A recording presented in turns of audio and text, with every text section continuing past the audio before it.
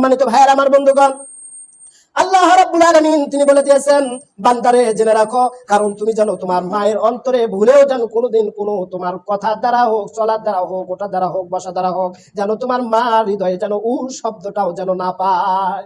তুমি খাবার আগে কয়দিন খবর নিয়েছো মা তুমি খাইছো কিনা? ভুলেও তো আমরা নেই নাই। মা তো নিজেই খালি খাচ্ছে আর খাচ্ছে। গরুকে যেমন দু সাইডে গরু দড়িতে বাঁধায় রাখা, সারিতে মুখ দিয়ে যখন খায়, মুখটা লাগায় তখন সারির ভিতরে দেয়। অনুরূপ ভাবে গরু মার্কা মুসলমানেরা মায়ের খবর নিল না, বাপের খবর নিল না, তারা কি খাইলো না খাইলো, নিজেই গরু মাংস হাত থালের ভিতরে সুবরা চার মুখের মধ্যে দিচ্ছে, খাচ্ছে খাচ্ছে খাচ্ছে বিলাসিতা। কারণ খাও, আল্লাহ যেই দিন তোমার টুটি চেপে ধরবে সেই দিন তোমার সব খাবার নল্লিতে বের করে দিবে। সেই দিন চিন্তা করেছো বেটা তোমার কি হবে? সেই দিন তোমার কি পরিস্থিতি হতে পারে?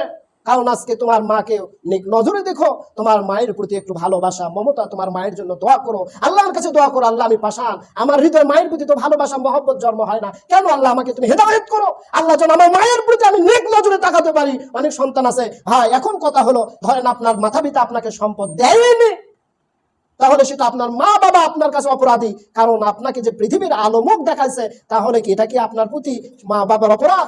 সে